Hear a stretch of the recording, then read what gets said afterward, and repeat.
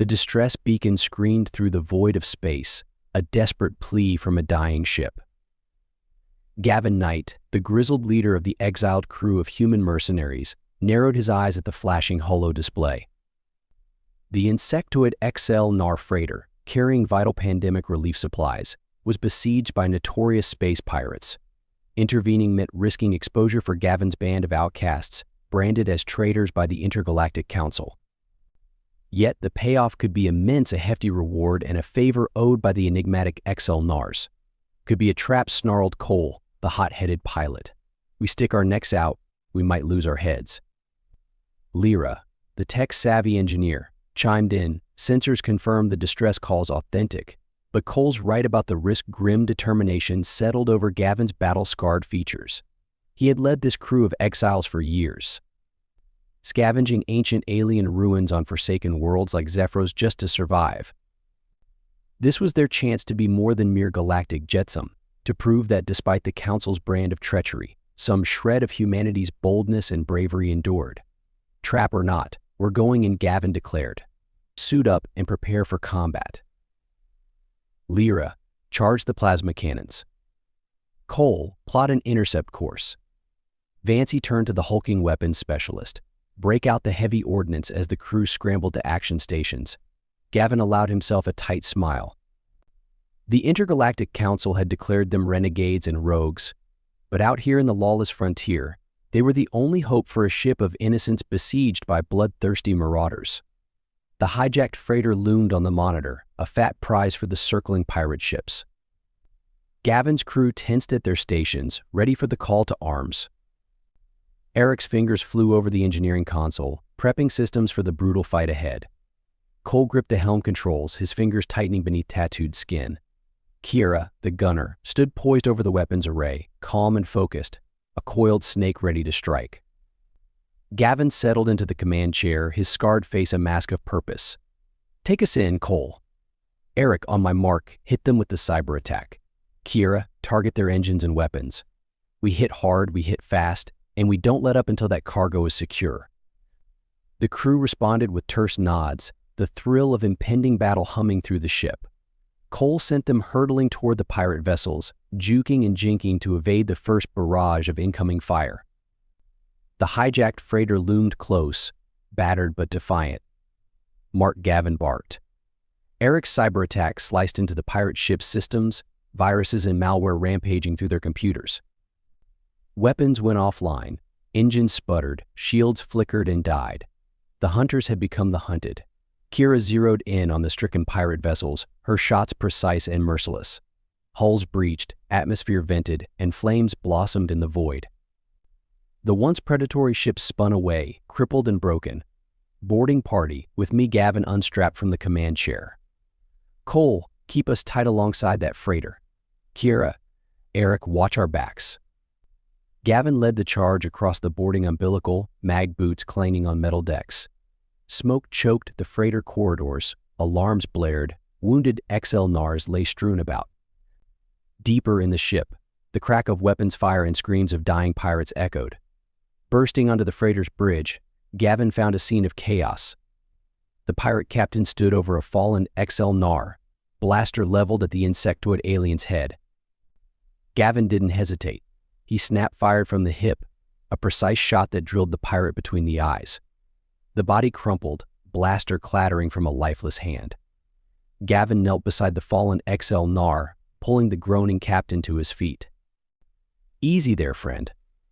The cavalry is here. The XL NAR Captain Talon, his name tag red, clasped Gavin's arm, compound eyes glinting with gratitude. You saved us, human. Saved the cargo. We owe you our lives. Bitter experience had taught Gavin to be wary of debts owed. Gratitude could sour fast in the unforgiving depths of space. But looking into Talon's eyes, he sensed a kindred spirit, someone else the galaxy had chewed up and spit out. Let's get you patched up and that cargo secured, Gavin said. Then we'll talk about squaring up. Talon nodded, wincing as he clutched a wounded side. Together they limped off the bridge, stepping over the bodies of dead pirates. The battle was won, but Gavin sensed their trials were just beginning. Fate, it seemed, had dealt them a new hand, one that would test the mettle of humans and Selnars alike. On a lonely moon, battered ships nestled in dusty craters. Gavin's vessel and Talon's freighter, unlikely companions in the void. In the freighter's cargo hold, human and Selnar crews worked side by side, tending to the wounded and taking stock of the precious medical supplies. Talon pulled Gavin aside, his bandaged torso a mute testament to their shared ordeal. "My friend, I must tell you the truth about our cargo and ourselves. We are not mere merchants. We are rebels, fighting against the tyranny of our own government. Those supplies are bound for our secret bases, not the Selnar homeworld." Gavin absorbed this revelation in silence, mind racing. Aiding rebels meant even greater risk for him and his crew. It meant throwing their lot in with yet another lost cause. But looking at the haggard ex-Selnar fighters, seeing in them the same desperation and defiance he knew so well, how could he turn his back? A commotion at the hold's entrance interrupted his swirling thoughts. Yara, Talon's second-in-command, burst in, her compound eyes wide with urgency. "Captain, grave news. Loyalist forces have discovered the location of our main base. Even now, they are massing for an attack. Without these supplies, our people will perish." Talon sagged back, despair etched on his insectoid features. But Gavin stepped forward, a plan already forming. "We'll get those supplies through. Here's what we're going to do." As the two ships raced toward the besieged rebel base, Gavin gathered his crew and Talon's fighters. "Listen up. When we hit groundside, we'll be walking into the middle of a war zone. The humans will pose as mercenaries hired by the rebels to smuggle in the supplies. Talon, Yara, your people will have to vouch for us. It's a risk, but it's the only way." Yara cleared her throat, her voice tight with tension. "There is more, human. My sources tell me the Loyalists have developed a terrible weapon, one capable of destroying entire star systems. If they deploy it, billions will die, and the galaxy will be plunged into war eternal." A grim silence fell over the assembly. The stakes had just gotten impossibly higher. Failure was not an option. Gavin met each of his crew's eyes in turn, seeing the same willpower reflected back. They were exiles, outcasts, branded as traitors. But out here on the edge of known space, they were the last line of defense, the ones who would risk it all to keep the flame of hope alive. "All right, people, you know what we have to do. Let's get this done." They hurtled on toward the rebel base, weapons primed, minds steeled, hearts united by a single purpose. The fate of the Selnar rebellion and perhaps the galaxy itself hung in the balance. It would take all their skill, all their courage, to pull off this audacious attempt. But if there was one thing Gavin and his band of exiles knew, it was how to defy the odds, how to spit in the face of fate and forge a new path, how to be the spark that ignites a revolution. The twin ships streaked toward Axiom, their hulls vibrating with the strain of pushing past maximum safe velocity. Gavin gripped the command chair, his knuckles white. "Yara, those transponder codes better work." The Selnar's antenna twitched nervously. "They will." They must as they approached the Loyalist blockade. A tense silence fell over both crews. A harsh voice crackled over the comm. "Unidentified vessels, transmit authorization codes immediately." Yara's nimble fingers danced across the console. Long seconds ticked by as they waited, engines idling. Reinforcements confirmed. "Proceed to designated landing zone." A collective exhale swept through the ships. They'd cleared the first hurdle, but the real challenge lay ahead, planetside. The whine of engines faded as ramps descended onto Axiom's dusty surface. Gavin surveyed the chaos-smoking craters, the distant thunder of artillery, frantic activity as rebels rushed to fortify their positions. "We split here," Gavin said, hefting a crate of medical supplies. "Talon, take Eric and Cole, hit that command post hard and fast. Yara, you're with me. Let's get these supplies where they're needed most." The team separated, melting into the war-torn landscape. Gavin and Yara sprinted through debris-strewn streets, dodging panicked civilians and grim-faced fighters. They reached the triage center, a converted warehouse, its walls pockmarked with blast damage. Inside, the smell of antiseptic barely masked the coppery tang of blood. Wounded Selnars lay everywhere, some moaning in pain, others ominously still. Doctors and nurses rushed between makeshift beds, their movements frantic yet practiced. Over here, a harried medic waved them over. We're running dangerously low on coagulants and pain meds. Gavin pried open the crate, revealing rows of vials and hyposprays. Show me your priority cases. For the next hour, Gavin worked alongside the Zelnar medical team, his hands moving with practiced efficiency, stabilizing chest wounds, setting broken limbs, administering critical medications. Yara assisted where she could, her compound eyes wide with a mix of horror and admiration. I didn't know humans possessed such medical knowledge, she said, handing Gavin a fresh set of sterile instruments. Gavin grunted, not looking up from the patient he was treating. When you've seen as many battlefields as I have, you learn fast. Across the city, Talon led Eric and Cole through winding back alleys toward the Loyalist Command Center. They moved silently, years of covert operations evident in every calculated step. Their Talon whispered, pointing to a heavily fortified building. We'll need to bypass at least 3 layers of security. Eric grinned, patting the satchel at his hip. Leave that to me. My little friends here will eat through their firewalls like acid through hull plating.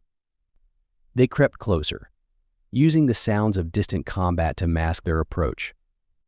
Cole took point, his enhanced senses on high alert for any sign of patrols. Inside the command center, Eric worked his magic, his fingers flying across a captured terminal, lines of code scrolling by at dizzying speed.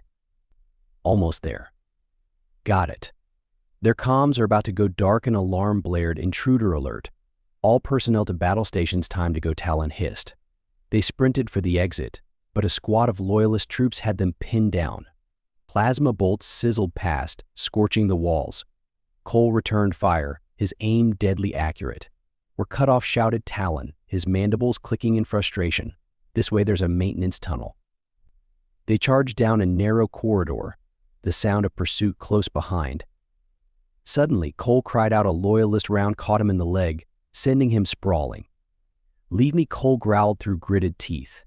Talon's compound eyes narrowed. Not a chance, human. He hefted Cole over his shoulder, insectoid muscles straining. They stumbled out into the open air, making a desperate dash for their ship. Eric lay down covering fire, his shots wild but effective in keeping the Loyalists at bay. Back at the triage center, Gavin wiped sweat from his brow. They'd stabilized the most critical patients, but more wounded streamed in every minute. A rebel communications officer burst in, his exoskeleton scorched and cracked. Captain, we've detected a Council recon ship entering the system.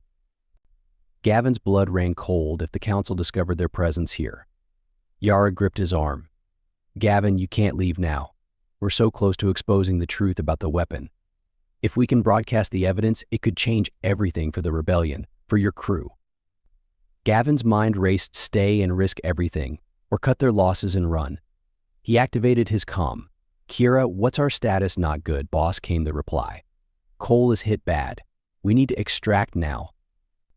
Gavin closed his eyes, weighing impossible choices. When he opened them, his face was set with grim willpower. Get the crew out, he ordered. I'm staying to finish this, protests erupted over the comm, but Gavin silenced them with a sharp command. That's an order. Get clear of the system. If you don't hear from me in 24 hours, don't come back. As his ship lifted off, Gavin turned to Talon and Yara. All right, let's end this war. What's the play? Yara's antenna quivered with dread. We need to reach the central communications array. From there, we can broadcast the evidence to every corner of Zelnar space. Talon nodded grimly. It won't be easy. The Loyalists are making a push to overrun our last defensive line. Gavin hefted the plasma rifle Kira had pressed into his hands before departing. Its weight was reassuring, an extension of his own battle-hardened grit. Then we better get moving, he said. Lead the way. The unlikely trio set out into the chaos of a city under siege. Ahead lay their objective, and with it, the fate of 2 species hanging in the balance. Behind them, the Council ship drew ever closer, a ticking clock driving them forward into the storm of battle. As they navigated the war-torn streets, the distant rumble of artillery grew louder. Gavin's grip tightened on his plasma rifle, eyes scanning for threats. We need to fortify the base, Talon said, his mandibles clicking with urgency. It's our only chance against the Loyalist assault.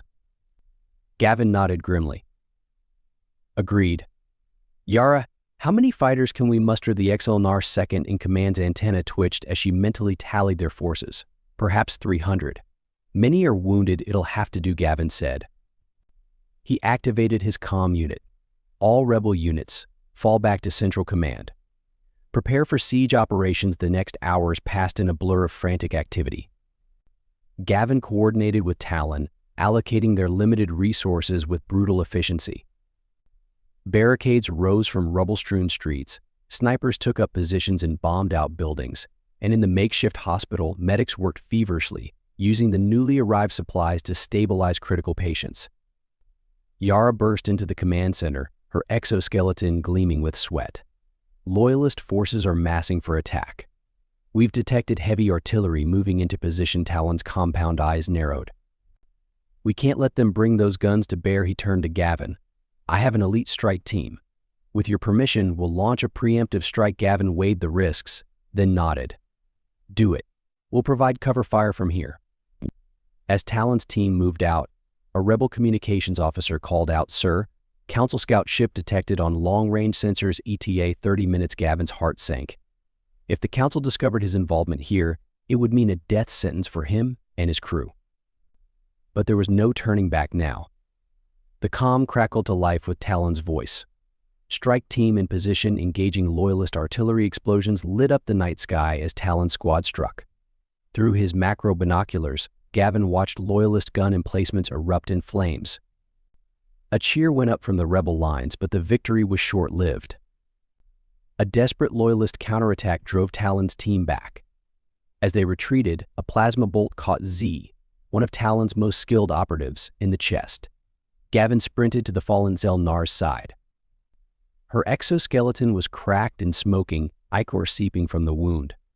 Stay with me, soldier, he urged. Z's mandibles worked weakly. Listen, there's a black site top-secret weapon. Her voice faded as her life ebbed away.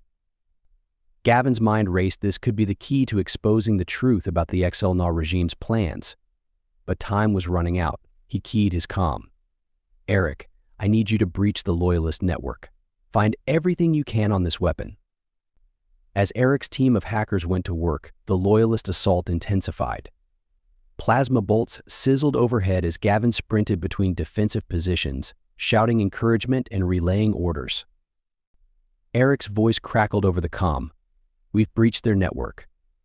You're not going to believe this. The weapon's next target is a human colony. Gavin's blood ran cold. The stakes had just gotten impossibly higher. A thunderous roar split the air. Gavin looked up to see a massive warship descending through the atmosphere. His heart sank as he recognized the configuration. Status report, he barked into his comm. Unknown vessel, came the reply. Not Council, not Loyalist. Wait, we're receiving a transmission. A familiar face materialized on the command center's holo display. Gavin's fist clenched as he stared into the cold eyes of Samuel Graves, his former mentor, now his sworn enemy.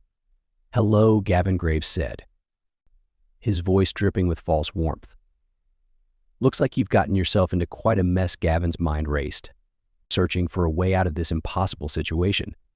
But he knew one thing for certain: he would rather die than let Graves get his hands on the information about the doomsday weapon. The fate of billions hung in the balance, and Gavin was all that stood between them and annihilation. Gavin's eyes narrowed as he stared at Graves' smug face on the holo display. You're too late, Graves. The truth is already out there. A distant explosion rocked the command center. Debris rained down as the Loyalist forces pressed their advantage. Eric, Gavin barked into his comm. Tell me you've got that data ready to broadcast. Working on it. Boss Eric's voice crackled, but our transmitter's barely holding together. Talon limped to Gavin's side, ichor seeping from a gash in his exoskeleton. We need to buy more time. Gavin nodded grimly. Yara, gather everyone who can still fight. Well, his words cut off as Yara crumpled to the ground, a smoking hole in her thorax. A Loyalist sniper had found its mark. No, Talon's mandibles clicked in anguish. Gavin dragged the Zelnar behind cover as plasma bolts sizzled overhead. Stay with me, Talon. We're not done yet. The command center systems flickered, then stabilized.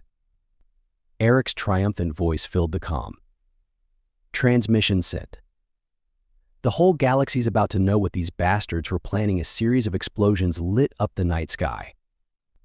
Gavin peered through the shattered windows to see Graves' ship listing, smoke billowing from multiple hull breaches. A rebel strike team had seized their moment. "This is our chance," Gavin said. "We need to move now." They fought their way through the chaos-filled streets.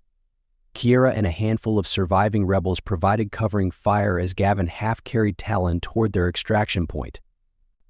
Behind them, the sounds of battle began to shift. Confused shouting from loyalist troops suggested the broadcast was having its desired effect. A battered freighter swooped low, ramp already descending. Gavin recognized Mara's ship, piloted now by Eric. They clambered aboard, plasma bolts pinging off the hull as they lifted off. Gavin caught a glimpse of Samuel Graves being dragged from his crippled vessel by rebel forces. Their eyes met for a moment before the freighter banked hard, leaving the war-torn planet behind. In the cargo hold, Talon slumped against a bulkhead, his compound eyes dimmed with grief and exhaustion. "So many dead," he rasped. Perhaps it would be better to surrender. "Let the council sort this out." Gavin knelt beside the XL Nar. "It's not over, Talon. We can still make a difference." A priority alert chimed on Gavin's comm unit. He activated it to find a final message from Mara, recorded moments before her death. Coordinates flashed on the screen, the location of the black site housing the XL Nar doomsday weapon. Gavin's mind focused. He looked around at the ragtag group of survivors, human and XL Nar alike. They were battered, exhausted, and hopelessly outgunned, but in their eyes he saw a familiar fire. "Listen up," Gavin said, his voice carrying the weight of command. "I know we've all lost too much, but we've got one last chance to finish this, to make sure no one else dies for this madness." He laid out Mara's intel, explaining the opportunity before them, faces set with iron will as the magnitude of the task sank in. "It's suicide," Kiera growled, but there was no hesitation in her stance. A grizzled XL Nar veteran named Orland stepped forward, his mandibles clicking. "If we're going to die," he said, "let it be for something that matters." Gavin nodded, a ghost of a smile tugging at his lips. "All right then. Eric, plot us a course through the lawless sectors. We need to stay off the radar." As the freighter jumped to hyperspace, Gavin felt the weight of billions of lives on his shoulders. They had one shot at this, one chance to stop a weapon that could destabilize stars themselves. "Where to first?" Boss Eric called from the cockpit. Gavin's mind raced through their limited options. "Set course for the Nether Reach," he said. "We've got a smuggler to see about, some firepower." The stars blurred outside the viewports as the battered freighter plunged deeper into the galactic fringe. Ahead lay pirate warlords, XL Nar shipyards, and a heavily fortified black site. But for now, Gavin allowed himself a moment to breathe. They'd made it off Axiom alive. Whatever came next, they'd face it together. The Nether Reach lived up to its reputation. Gavin's crew found themselves in a grimy spaceport bar, negotiating with a Tren arms dealer whose scales glistened with oily sweat. "This enough for you?" Gavin slid a data chip across the scarred table. The Tren's tongue flicked out, tasting the air. "XL Nar military codes. Useful, but not enough for what you're asking," Kiera growled, her hand inching toward her blaster. Gavin held up a warning hand. "What else do you want?" The alien's eyes narrowed. "Information." "What's got the XL Nars in such an uproar?" Gavin hesitated, weighing the risks. Before he could respond, alarms blared throughout the station. Security shutters slammed down over windows and doors. "Attention all beings." A synthesized voice announced. "Multiple XL Nar warships detected on approach." This is not a drill. Chaos erupted in the bar. The arms dealer vanished in the pandemonium. Gavin keyed his comm. "Eric, warm up the engines." "We're leaving now." They fought their way through panicked crowds to reach their docking bay. Plasma bolts sizzled past as XL Nar shock troops poured from assault shuttles. "Go," Gavin shouted as the last of his team scrambled aboard the freighter. Engines roared to life, blasting them free of the doomed station. "We've got company," Eric called from the cockpit. 3 XL Nar cruisers moving to intercept. Gavin gripped the co-pilot's chair. "Get us into hyperspace. Any coordinates. Just go." The stars blurred as they made the jump, narrowly evading their pursuers. When they emerged, a barren moon filled the view screen. "That's it," Talon said, his mandibles clicking. The weapon facility scans revealed a heavily fortified complex, massive energy readings pulsing from its core. Gavin's mind raced, formulating a plan. "We don't have the firepower to take it head-on," he said. "But if we can get inside," he outlined a desperate strategy. A small team would infiltrate the facility while the others provided a distraction. Their goal: seize control of the weapon's core and transmit its specs to the Council. "It's suicide," Kiera growled. "Maybe," Gavin admitted. "But it's our only shot." They struck under cover of the moon's magnetic storms. Gavin led the infiltration team, Talon at his side. Alarms blared as they fought their way through fanatical guards. In the control room, Gavin's fingers flew over alien consoles. "Eric, I'm patching you in.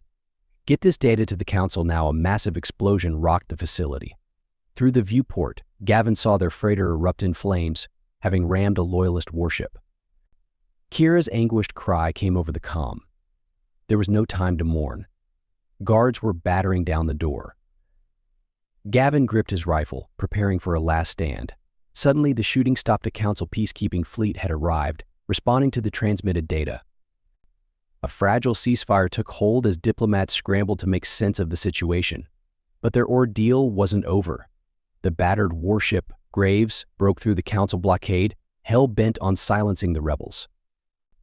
"We need to move," Talon urged. They fled the decimated moon aboard a captured shuttle, narrowly evading Graves' barrage. With nowhere else to turn, Talon input coordinates for a remote asteroid base. "My old mentor commands it," he explained. "A rebel sympathizer. We'll be safe there." As they limped towards Sanctuary, Gavin surveyed his battered crew, over half their fighters lost, Kira clinging to life in the medbay. The weight of their sacrifices pressed down on him. The asteroid loomed ahead, a fortress carved from rock. Commander Rie's gruff voice crackled over the comm. "Identify yourselves or be destroyed." Gavin took a deep breath. "This is Gavin, Knight of the Human Exiles. We request asylum." A long pause, then cleared for docking Bay 3. "Welcome to Outpost Defiance." As they touched down, Gavin steeled himself for whatever challenges lay ahead. The real battle, he knew, was just beginning. Gavin stepped off the shuttle onto the craggy floor of Outpost Defiance's hangar bay. The asteroid's artificial gravity tugged at his weary bones as he surveyed the ragtag group of survivors around him. Commander Rache, a grizzled XL Nar with a battle-scarred carapace, strode forward to meet them. His compound eyes flickered over the battered crew before settling on Gavin. Knight Rache clicked, mandibles working. "Your transmission shook the Council to its core, but we're not out of the nebula yet." Gavin nodded grimly. "Fleet Commander Malak is still at large and gaining support among the loyalists," Rache confirmed. "We need a game-changer." A cold realization settled in Gavin's gut. He turned to Talon, who stood silently at his side. "Your old mentor, does he still have contacts in high places?" Talon's antenna twitched. "You can't be suggesting." "Samuel Graves," Gavin said, his voice hard. "We need to talk to him." Hours later, Gavin found himself face-to-face with his former mentor in a stark detention cell. Graves' once imposing frame seemed diminished, his eyes haunted. "I heard about Sarah," Gavin said softly. "I'm sorry," Graves' teeth gritted. "The rebels. They were right, and I was too blind to see it." Until he broke off, unable to continue. Gavin leaned forward. "Help us bring down Malak for Sarah, for everyone who suffered under this regime." Graves met his gaze, a flicker of the old fire returning. "What do you need?" With Graves' intel, a daring plan took shape. Gavin and Talon slipped aboard Malak's flagship, the Imperator, disguised as maintenance drones. They navigated through crowded corridors, every step a potential betrayal. In a secluded data hub, Gavin's fingers flew over holographic displays, uploading the damning evidence. Alarms blared. "We're blown," Talon hissed. Plasma bolts sizzled past as security forces converged. Gavin and Talon fought desperately, retreat cut off. Suddenly, explosions rocked the ship. A hidden bulkhead slid open, revealing a lithe figure in a loyalist uniform. "This way," the stranger urged. "I'm Nira, rebel." Deep cover, they sprinted through maintenance tunnels, Nira leading them to a waiting escape pod. As they jettisoned from the Imperator, Gavin's comm crackled to life. Boss Eric's excited voice came through. "You're not going to believe this. Kira's awake back at Outpost Defiance." Gavin burst into the medbay. Kira sat propped up, bandaged but alive, Orlin at her side. The big XL Nar's scarred face broke into a rare smile. "Thought you could finish this fight without me," Orlin rumbled. Kasumi's eyes shone. "He's too stubborn to die." "Our intel suggests it's nearing activation." Graves' eyes narrowed. "We need to draw Malak out, make him vulnerable." A plan crystallized. Using Raimi's infiltration of Loyalist comms, they crafted a message that would be impossible for Malak to ignore, a chance to solidify his power through peace talks. As Malak's fleet converged on the chosen space station, Gavin led a strike team to board the flagship. Talon, Ra, and a miraculously recovered Orlin provided cover fire from assault shuttles. They fought their way through corridors littered with the bodies of friend and foe alike. In Malak's inner sanctum, they found the fleet commander himself, resplendent in gleaming armor. "You're too late," Malak snarled, activating a holographic display. "The weapon is primed. The council capital will burn, and from its ashes, a new order will rise." Gavin lunged forward, but Malak's guards opened fire. The room erupted into chaos. Plasma bolts seared the air, leaving ozone trails as they ricocheted off bulkheads. Gavin dove behind an overturned console, his heart pounding through the acrid smoke.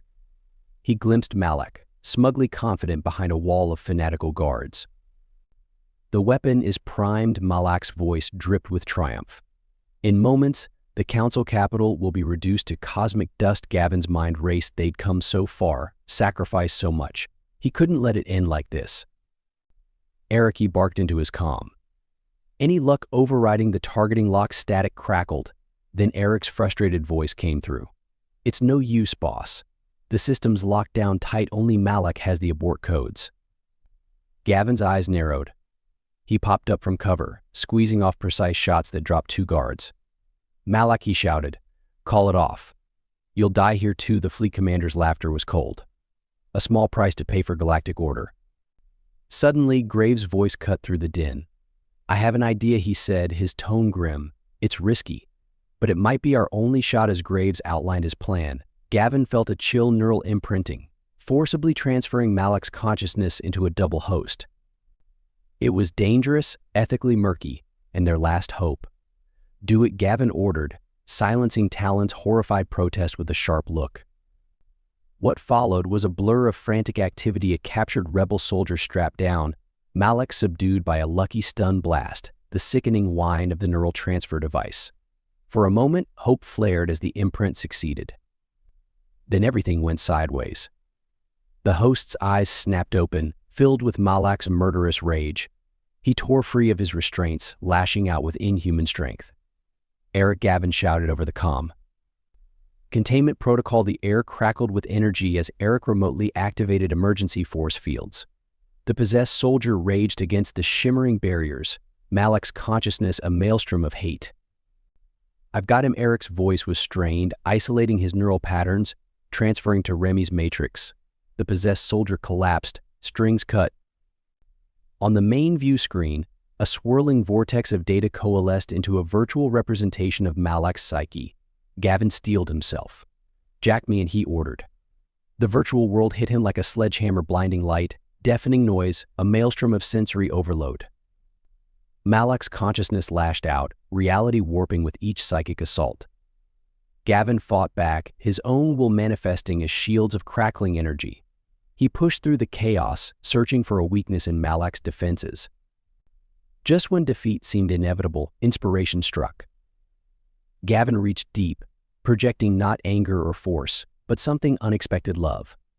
Images of Malak's family flickered to life, their faces etched with concern and hope. The assault faltered. In that moment of hesitation, Gavin struck. He tore through Malak's mental barriers, seizing the precious abort codes hidden within. "Eric," now Gavin shouted, snapping back to physical reality. His body convulsed as the neural link disengaged. On the main screen, a countdown ticked away the final seconds. Eric's fingers flew over the console, inputting the stolen codes.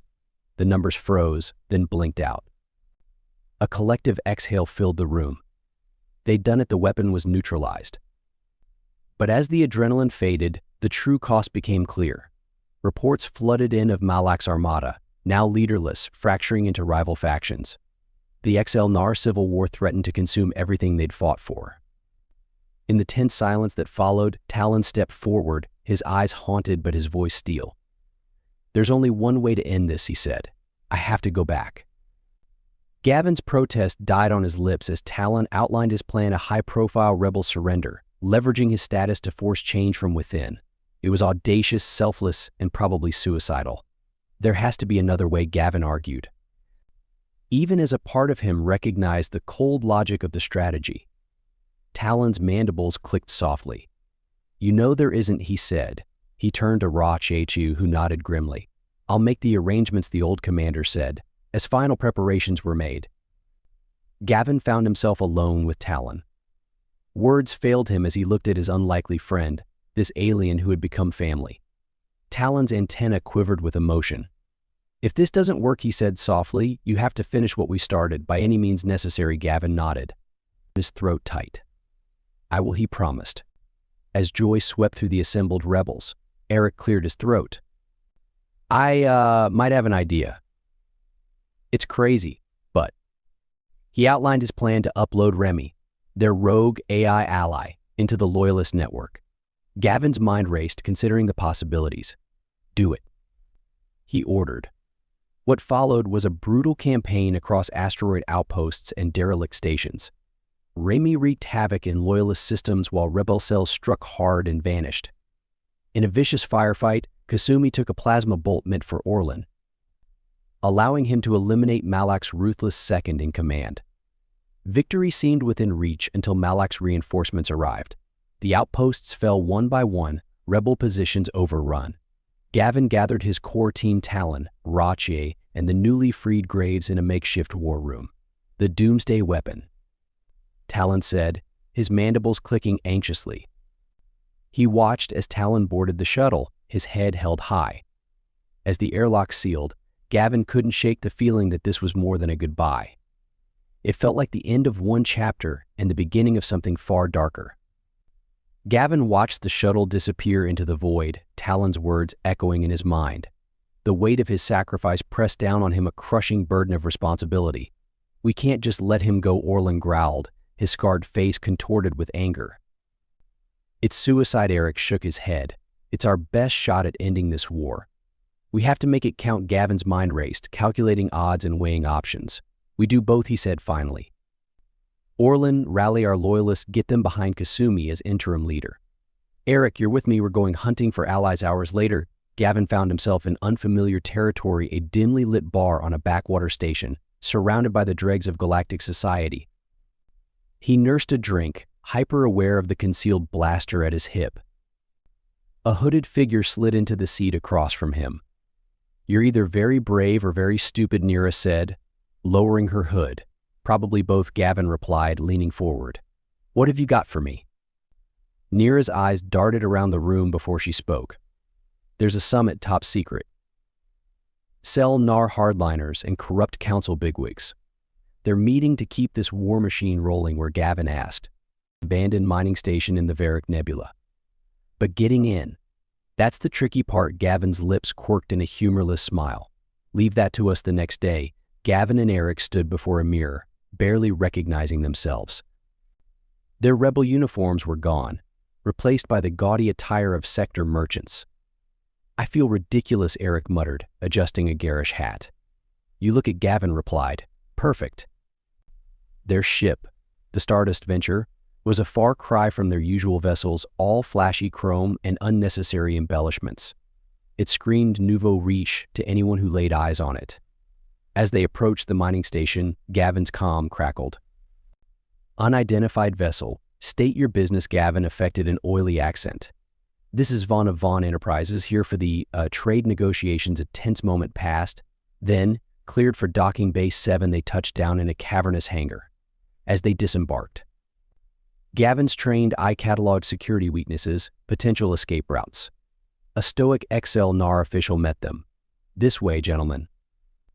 The talks are about to begin. They were led through winding corridors to an opulent conference room. Gavin's breath caught as he took in the assembled dignitaries XL NAR military brass, council oligarchs, all the power players prolonging this bloody conflict. As the meeting commenced, Gavin scanned the room for potential allies. His gaze settled on a nervous-looking XL NAR scientist, fidgeting in his seat. Suddenly, the scientist leapt to his feet. "This ends now," he shouted, activating a device in his hand. Chaos erupted. Guards rushed forward, the scientist Trask. Gavin realized retreated, eyes wild. Remy Trask called out, "Execute Protocol Omega." A familiar voice echoed through the room's speakers. Unable to comply. Primary directives altered. Trask's face fell. No. Plasma bolts sizzled through the air. Gavin grabbed Trask, dragging him behind an overturned table. "What the hell were you thinking?" he hissed. Trask's mandibles clicked rapidly. "I have proof data on illegal weapons research. It could end the war." A guard shot grazed Gavin's arm. He returned fire, dropping the XL NAR with a well-placed blast. Eric, Gavin shouted over the din. "We need an exit." Eric's voice came through his earpiece, strained. "Working on it, boss, but you're not going to like it." "Just do it." A few seconds later, alarms blared. Eric's voice tense. "Singularity bomb primed and counting down. We've got 5 minutes." Gavin's blood ran cold. He grabbed Trask. "Move now." They sprinted through corridors, dodging panicked dignitaries and confused guards. An explosion rocked the station, sending them sprawling. As they scrambled to their feet, Gavin saw recognition dawn in a guard's eyes. "It's Knight," the XL-NAR shouted. The rebel. They ran harder, lungs burning. The Stardust Venture came into view, Eric standing at the open hatch. Go, Gavin yelled, practically throwing Trask inside. As they lifted off, Gavin caught a glimpse of the station through the view screen. It shimmered, reality warping around it. Then in a silent flash, it was gone along with everyone left on board. Gavin sagged against the bulkhead, the weight of lives lost pressing down on him. But there was no time to mourn. He activated his comm. "Orlin, status report." The big XL-NAR's voice came through, tense with exertion. "Not good, boss. Some of our own think we've gone soft. We're under attack from all sides." Gavin's fist tightened. "Hold the line. We're on our way." He turned to Eric. "Set course for XL-NAR space. We're getting Talon out." Eric's eyes widened. "That's suicide maybe," Gavin said, his voice hard. "But we're out of options. It's time to end this war once and for all." Gavin's eyes narrowed as he surveyed the rebel forces assembled before him. "This is it," he said, his voice low and intense. 2 teams. Orlin, Kasumi, you're on diversion. Hit their military installations hard and fast. Eric, Trask, you're with me. We're going straight for the heart." Orlin nodded grimly, hefting his heavy blaster. "We'll give EM hell, boss." As the diversionary team moved out, Gavin turned to Eric and Trask. "Last chance to back out," he said. Eric snorted. "And miss all the fun." "Not a chance." Trask's mandibles clicked nervously, but his voice was steady. "I'm with you." The jump to Mazara Prime was disorienting, reality twisting and bending around them. One moment they were in the relative safety of their ship, the next they materialized in the bustling heart of the capital arcology. Alarms blared instantly. Gavin's team moved with practiced precision, cutting through the first wave of surprised guards. Plasma bolts seared the air, leaving scorch marks on gleaming walls. Trask, Gavin shouted over the din. "Get those contacts of yours moving." The XL-NAR scientist tapped frantically at a datapad. Moments later, security doors began slamming shut, seemingly at random, trapping response teams and sowing confusion. They fought their way deeper into the complex, each level offering fiercer resistance. Gavin's muscles burned, his breath coming in ragged gasps. A stray shot grazed his shoulder, searing flesh. Suddenly, Eric's voice cut through the chaos. "Boss, I've got a lock on Talon's signal. They're moving him." Gavin's heart raced. "We're converging with our position. Looks like. Oh no, they're prepping for a public execution." Rage fueled Gavin's advance. They burst into a cavernous atrium just as Talon's prison convoy entered from the opposite side. Time seemed to slow as their eyes met across the space. The air erupted in a storm of plasma fire. Gavin dove for cover, returning fire with deadly accuracy. Talon, seizing the moment of chaos, headbutted his guard and wrenched free. Eric Gavin shouted, "Now!" On view screens throughout the capital, Trask's damning data began to play classified footage of illegal weapons tests, recordings of closed-door meetings planning atrocities. The full extent of the regime's crimes laid bare for all to see. A deafening rumble shook the building. Gavin's blood ran cold as he recognized the telltale energy signature. "No," he breathed. "It can't be the doomsday weapon," thought neutralized, screamed down from orbit. Its payload struck with apocalyptic force, vaporizing huge swaths of the city instantly. The shockwave hit moments later, shattering windows and toppling structures for kilometers in every direction. When the dust settled, an eerie silence fell over the ruined capital. Gavin pulled himself from the rubble, ears ringing. He saw Talon nearby, coughing and battered but alive. Eric emerged from behind a fallen column, his left arm hanging at an odd angle. Chancellor Krah lay pinned beneath a fallen beam, blood trickling from the corner of his mouth. As Gavin approached, the dying XL Nar let out a bitter laugh.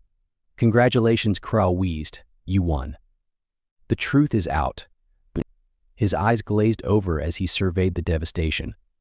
"And look what it cost us all," Gavin said, nothing as Krah's breath rattled to a stop. He turned to Talon, who stumbled into his arms. They clung to each other, surrounded by the ashes of their Pyrrhic victory. In the distance, faint sounds of fighting still echoed. The war wasn't truly over, not yet.